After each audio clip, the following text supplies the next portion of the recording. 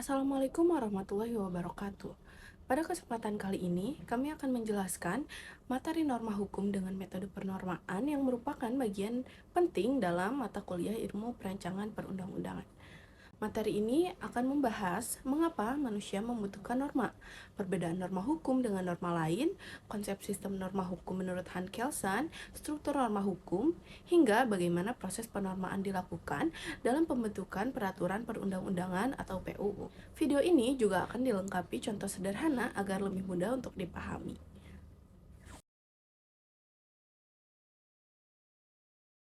Norma merupakan seperangkat aturan atau pedoman yang mengatur perilaku manusia dalam kehidupan bermasyarakat.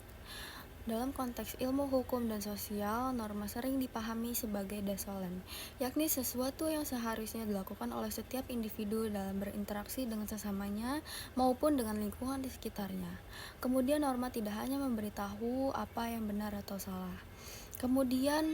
Tetapi juga berfungsi sebagai pengaruh untuk menciptakan keteraturan dalam kehidupan sosial. Kemudian keberadaan norma juga sangat penting karena manusia hidup dalam komunitas yang penuh dengan keberagaman kepentingan, kebutuhan, dan tujuan. Ketika berbagai kepentingan tersebut berpotensi saling bertabrakan, norma hadir untuk menjadi batasan dan panduan sehingga hubungan antar individu tetap harmonis. Tanpa norma, kehidupan sosial akan dipenuhi kekacauan, konflik, dan ketidakpastian mengenai bagaimana seseorang harus bertindak.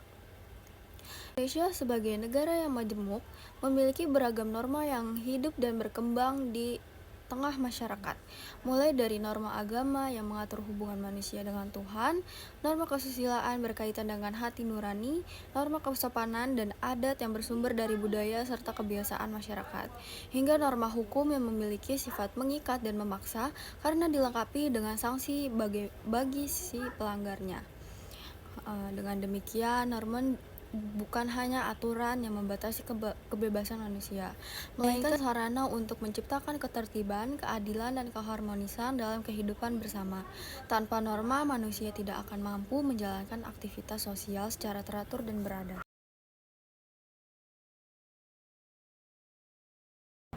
Pada dasarnya, semua norma memiliki fungsi yang sama, yaitu menjadi pedoman bagaimana seseorang harusnya bersikap dalam kehidupan bermasyarakat.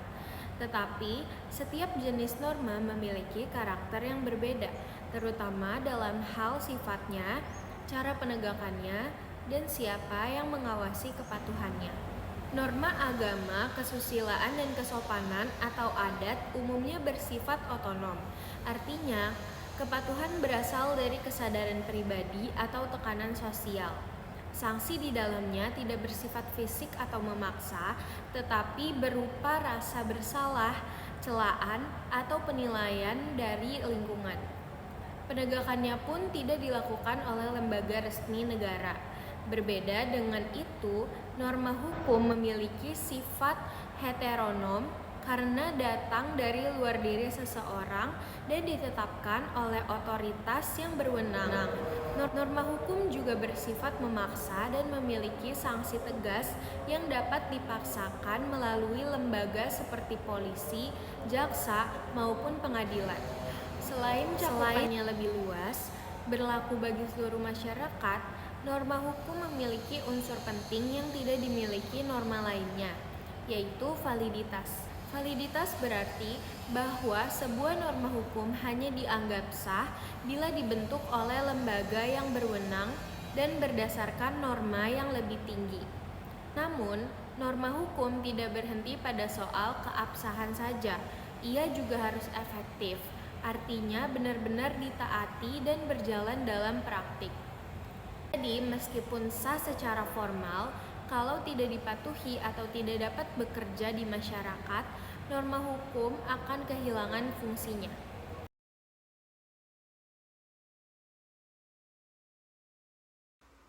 Lalu berikutnya ada sistem norma menurut Hans Kelsen. Menurut Hans Kelsen sendiri, melalui pure theory of law menjelaskan bahwa hukum merupakan sistem norma yang tersusun secara rasional dan juga berlapis. Untuk memahami bagaimana suatu norma bekerja dalam keseluruhan sistem hukum, Kelsen membagi menjadi dua pendekatan besar, yaitu sistem norma statik dan juga sistem norma dinamik. Yang pertama yang kita bahas yaitu ada sistem norma statik, di mana di dalam pendekatan statik, perhatian utama terletak pada isi suatu norma. Sistem ini memandang bahwa norma-norma hukum dapat dianalisis berdasarkan hubungan antara norma umum dan norma khusus. Norma yang sifatnya umum dapat diturunkan menjadi bentuk yang lebih khusus untuk diterapkan dalam situasi konkret. Sebaliknya, norma khusus juga bisa naik menjadi pemahaman yang lebih umum dalam rangka membentuk asas atau prinsip yang lebih luas. Dengan kata lain, sistem statik melihat struktur norma secara vertikal dari segi substansinya, bukan dari cara pembentukannya. Ini membantu kita memahami bagaimana berbagai aturan berkaitan satu sama lain secara logis dan juga sistematis. Lalu kita bicara yang kedua, ada sistem norma dinamik. Berbeda dengan pendekatan statik, sistem dinamik ini berfokus pada proses pembentukannya norma hukum. Menurut Carlson, hukum tidak berdiri sendiri, melainkan tersusun dalam hierarki bertingkat, di mana setiap norma yang lebih rendah harus memperoleh keabsahan dari norma yang lebih tinggi. Pada puncaknya terdapat grandum, yaitu norma fundamental yang tidak dibentuk oleh norma lain, tetapi diasumsikan berlaku agar keseluruhan sistem hukum dapat bekerja. Konsep ini menekankan bahwa suatu norma dianggap sah bukan karena isinya benar atau adil, tetapi karena dibentuk oleh otoritas yang berwenang, mengikuti prosedur yang sah dan tidak bertentangan dengan norma yang berada di atasnya. Melalui dua pendekatan ini, Carlson ingin menegaskan bahwa validitas hukum bersifat formal. Hukum menjadi sah bukan karena nilai moralnya, tetapi karena kedudukannya dalam struktur hierarkis dan proses pembentukannya yang sesuai dengan dasar legalitas. Dengan demikian, teori ini membantu menjelaskan mengapa setiap aturan harus taat pada jenjang peraturan yang lebih tinggi, serta bagaimana sistem hukum tetap stabil dan dapat dipertanggungjawabkan secara logis. Dalam teori hukum, suatu norma tidak selalu berdiri sendiri. Ada norma yang bersifat tunggal, tapi banyak juga norma yang tersusun secara berpasangan. Pasangan norma ini terdiri dari norma primer dan norma sekunder yang bersama-sama membentuk struktur aturan hukum yang lengkap dan juga operasional. Yang pertama di sini ada norma primer, yaitu norma yang mengatur bagaimana manusia seharusnya berperilaku dalam kehidupan sosial. Ia berfungsi memberikan pedoman moral maupun hukum agar setiap individu mengetahui tindakan apa yang diwajibkan, dibolehkan, atau dilarang.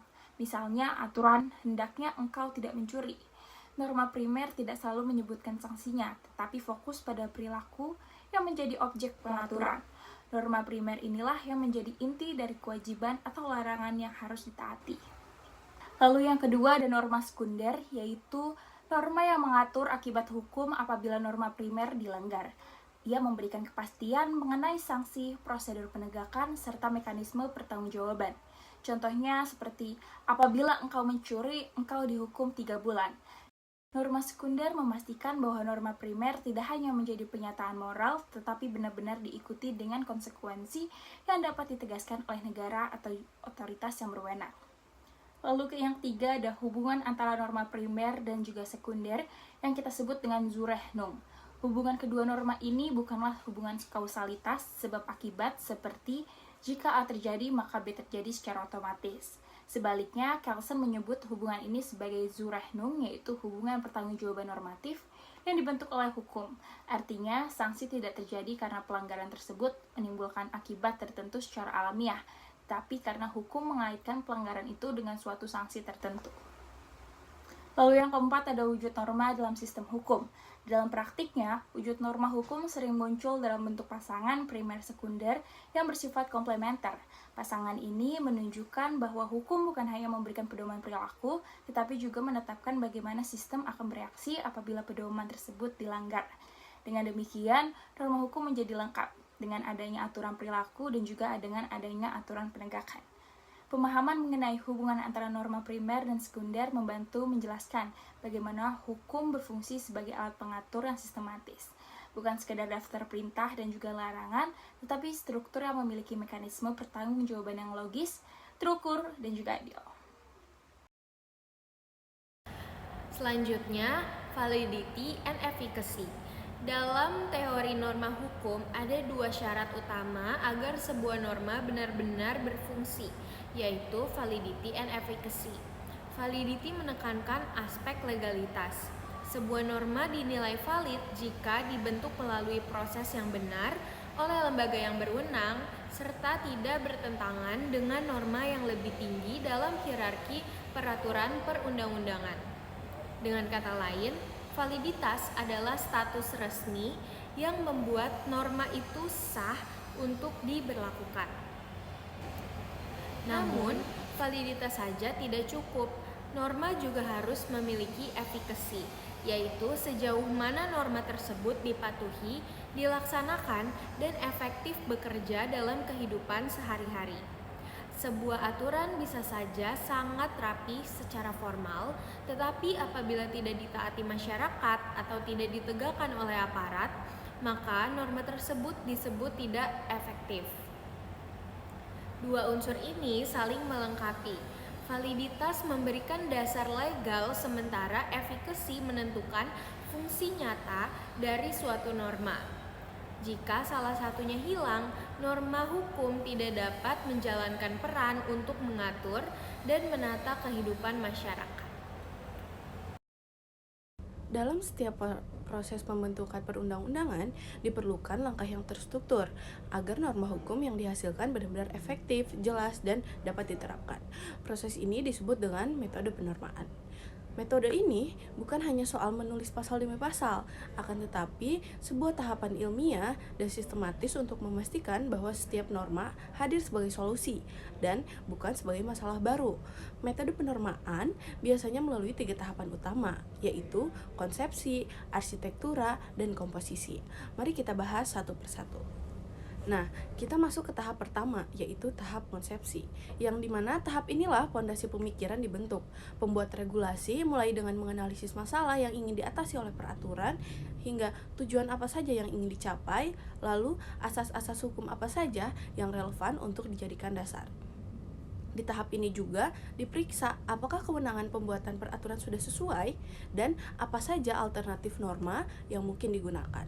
Sederhananya, tahap konsepsi adalah proses menjawab pertanyaan seperti mengapa norma ini perlu dibuat dan apa saja yang ingin kita capai. Tahap ini sangat menentukan arah dari peraturan yang akan dibentuk. Nah, setelah konsep dasar terbentuk, proses masuk ke tahap kedua, yaitu proses arsitektura. Pada tahap ini, norma-norma yang sudah dirumuskan mulai ditata secara sistematis. Para penyusun menata struktur, membagi bab dan pasal, menentukan urutan serta memastikan hubungan antar norma dan logis. Tujuan tahap ini adalah untuk menghindari berbagai masalah seperti tumpang tindih aturan, kekosongan norma, atau bahkan konflik antar pasal di dalam satu peraturan. Tahap arsitektura dapat dilibatkan sebagai proses membangun kerangka bangunan sebuah regulasi agar seluruh bagiannya tersusun rapi dan saling mendukung. Nah, selanjutnya kita masuk ke tahap terakhir, yaitu tahap komposisi. Pada tahap ini, seluruh norma mulai dituangkan ke dalam bentuk-bentuk naskah peraturan yang lengkap, menggunakan teknik perundang-undangan yang baku. Setiap kalimat harus jelas, tidak ambigu, dan tidak menimbulkan penafsiran ganda. Dan disinilah para ahli dan tim teknis biasanya terlibat, mulai dari akademisi, praktisi hukum, hingga tenaga ahli bahasa. Mereka memastikan bahwa rumusan norma tidak hanya indah dibaca, tetapi juga dapat diterapkan secara efektif ketika peraturan tersebut berlaku. Nah, setelah ketiga tahap yang tadi, yang menarik adalah ketiga tahapan ini tidak selalu berjalan secara lurus. Proses penormaan justru sering digambarkan seperti permainan ular tangga. Saat ditemukan kekeliruan atau ketidaksesuaian, proses harus mundur ke tahap sebelumnya untuk memperbaiki rumusan. Hal ini menunjukkan bahwa penormaan adalah proses yang dinamis dan penuh kehati-hatian. Dengan mengikuti metode ini, peraturan perundang-undangan dapat dilakukan secara lebih terarah, komprehensif, dan bertanggung jawab. Karena pada akhirnya, norma hukum yang baik adalah norma yang mampu memberikan kepastian, keadilan, dan juga kemanfaatan bagi masyarakat. Demikian penjelasan mengenai norma hukum dan metode penormaan. Melalui materi ini kita memahami bahwa norma hukum bukan sekedar aturan tetapi merupakan bagian dari sistem norma yang berlapis, memiliki struktur dan dibentuk melalui proses metodologis yang ketat. Semoga video ini bermanfaat dalam memahami dasar perundang-undangan. Wassalamualaikum warahmatullahi wabarakatuh.